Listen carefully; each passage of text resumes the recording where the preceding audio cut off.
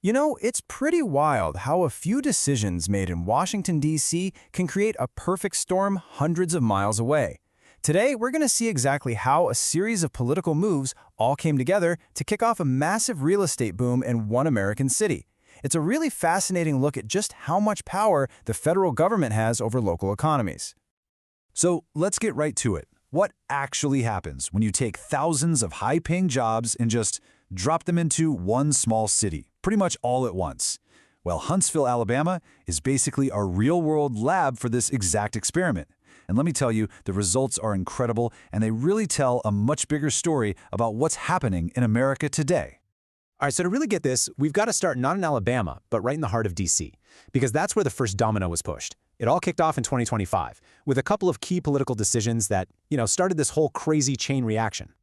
And look how fast this all went down. I mean, it's February 2025, a new FBI director gets confirmed, and boom! Right away, he orders this huge relocation of staff. Then, just a few months later, bam! The administration decides to move the entire U.S. Space Command to the exact same city. This was no accident, right? This was a coordinated one-two punch, and Huntsville was the target. So you might be asking, why the FBI? Why move them? Well, the official reason, the one Director Patel had been talking about for a while, was this idea of preventing institutional capture. The goal was to get the agency out of what he called the D.C. bubble. So that big order in February, that was him putting his money where his mouth was, the first real step to making it happen. Okay, so that's the D.C. side of the story. Now let's jump down to Huntsville, aka the Rocket City, and see what this actually looked like on the ground. Let's talk numbers. First up, the big kahuna, U.S. Space Command. We're talking 1,400 high-level permanent jobs. And just so we're clear, this isn't like moving a small office. This is relocating an entire unified combatant command. It's a massive deal, a major military anchor. And then you've got the FBI piling on, another 500 people told to pack their bags for Redstone Arsenal. And the key word, the one that really matters here, is immediately. This wasn't a "we'll see you in a few years" kind of thing. It was an instant shock to the system, especially for housing. And it wasn't just the feds.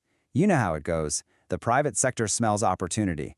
Two huge defense and tech firms jumped right in, announcing expansions that added another 723 jobs to the pile. And we're not talking minimum wage here. These were serious corporate jobs, the kind with six-figure salaries. And underneath all of this, you have the foundation, the bedrock. A massive, nearly $10 billion contract from the U.S. Army for PAC-3 missile development. I mean, this is cutting-edge stuff, a huge piece of our national security. And what it did was cement Huntsville's future for decades. It basically sent a signal saying, we're here to stay. So you see what's happening, right? It's the timing. It's that everything hit at once. You've got the slow burn from Space Command coming over years, but then the immediate jolt from the FBI and the private sector. And it's all sitting on that solid gold foundation of the Army contract. It is literally the definition of a perfect storm. Thousands of families, all with good incomes, all heading to the same place at the same time. Okay, so you've got this giant wave of demand about to crash down. But what kind of market was this wave about to hit? To really get the impact, we have to rewind a bit and look at what Huntsville's real estate market was like before a single one of these announcements dropped. First, let me explain a little real estate term you're going to hear, months of supply. It sounds complicated, but it's super simple. It just means if nobody put another house up for sale, how long would it take to sell every single house currently on the market? It's the best way to quickly check the temperature of a market. Is it hot or is it cold? And folks, this is where the plot thickens. A normal, healthy, balanced market has around 5, maybe 6 months of supply. Huntsville, when all this news was breaking, it had 2.5. Less than half of what's considered healthy.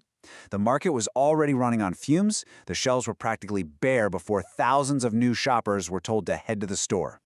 So let's be super clear here. This wasn't some sleepy little town just waiting for a shot in the arm. No way. Prices were already climbing. It was already what we call a seller's market, meaning sellers had all the power. There was just no slack in the system, none at all. The rubber band was already stretched tight. So what happens when you inject unprecedented high-wage demand into a market that's already supply-constrained? You get a shock wave. Let's break down exactly how that played out. The market didn't just explode randomly. It reacted in two distinct and sequential phases.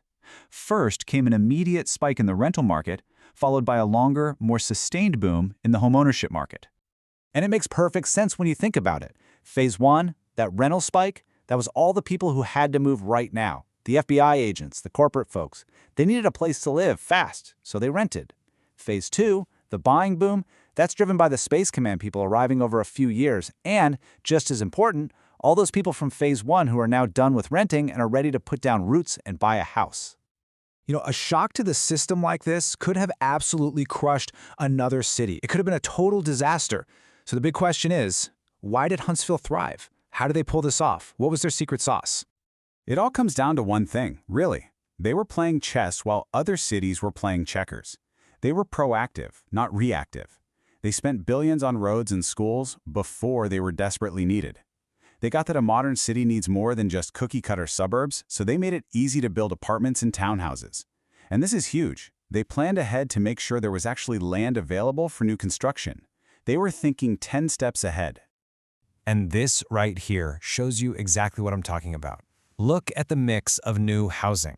By building a ton of apartments, they gave all those immediate movers a place to land without sending the for-sale market into an absolute frenzy. It was like a pressure release valve for the whole system.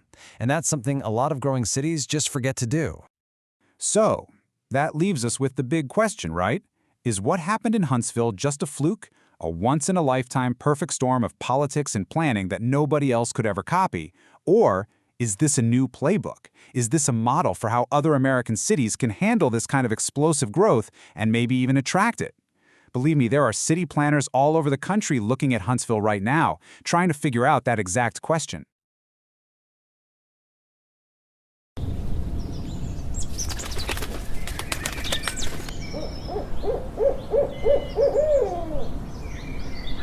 Oh.